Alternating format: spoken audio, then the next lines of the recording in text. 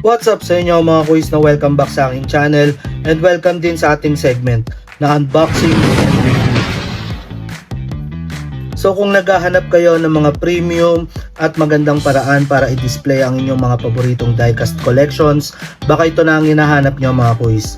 Bali na-discover ko sila noong swap meet dito sa Pasig and pinakita at dinemo nila sa akin itong product nila. Ngayon, i-unbox at i-review natin ang bagong access pad mula sa NM Collection. Ito mga kuys. Ayan, ang laki. Ayan, so baka familiar na kayo dito mga kuys. Ayan. Tara, simulan na natin.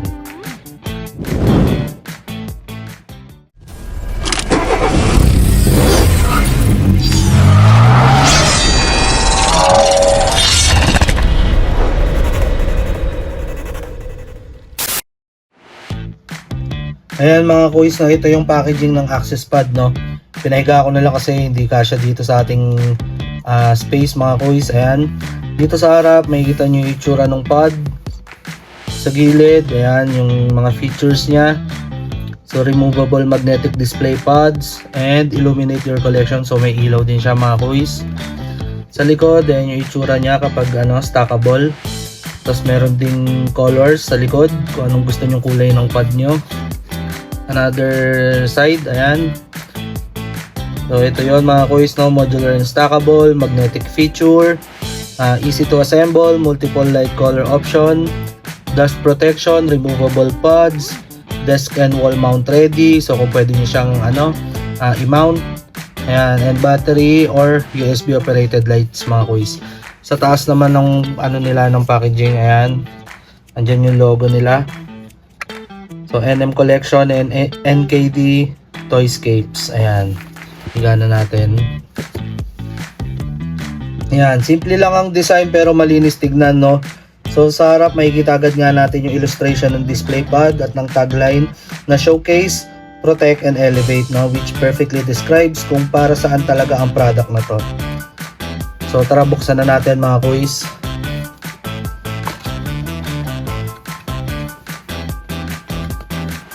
I-atras lang natin to. Ayan. So ayan, to Nano Drive Garage. So may kasama siyang tack-it at ito yata yung pang pull nila ng ng pad. Ayan. Stickers from NM Collection and NKD Toyscapes. Tapos ito yung pang wall mount mga kuys.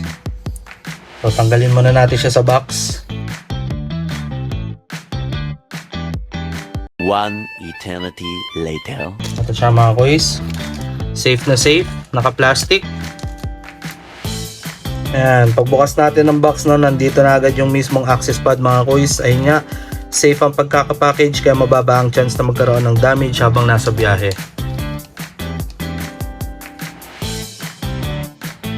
So ang unang mapapansin natin dito mga kuys ay 3D printed itong body, no. Ayan, made from PLA plastics. Ayan, maganda ang overall finish at solid ang pagkakagawa nito mga kuys. Ayan, malinis ang print quality at maayos ang fitting ng bawat panel, no.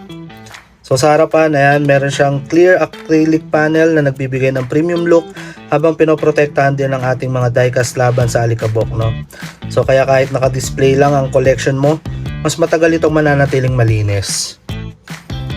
Ayan mga kuys.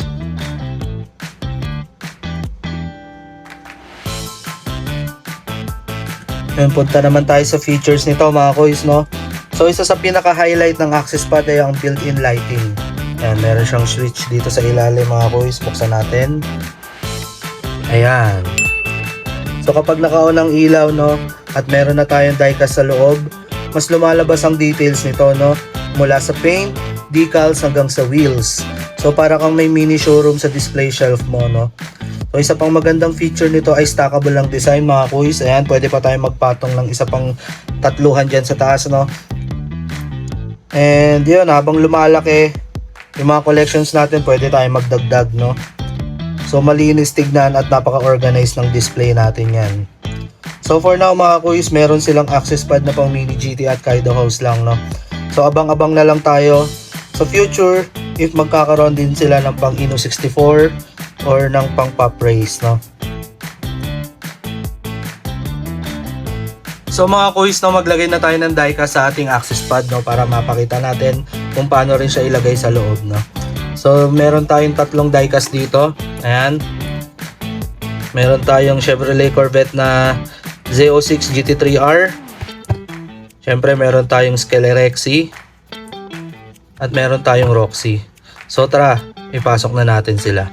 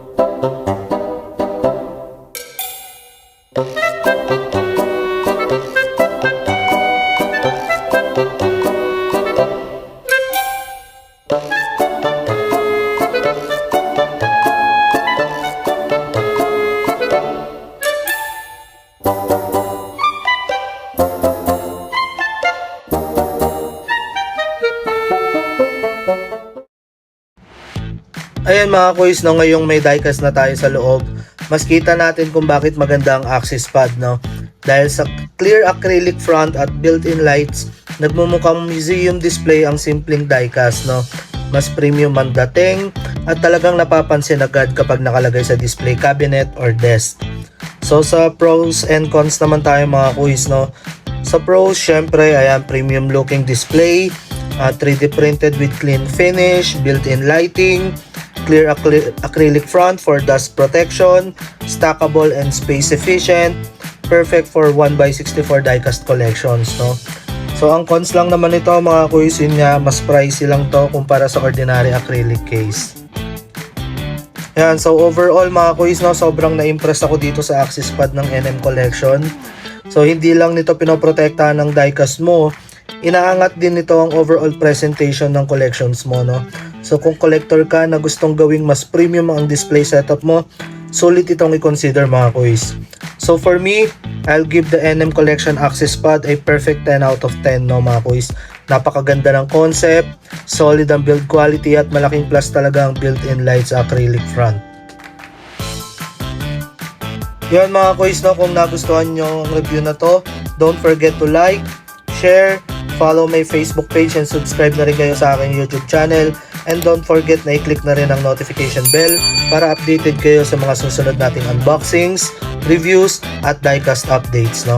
Maraming salamat sa panonood mga kuys and shoutout sa iyo, NM Collections, no? This is Nano Drive Garage and I'll see you on the next one. Peace!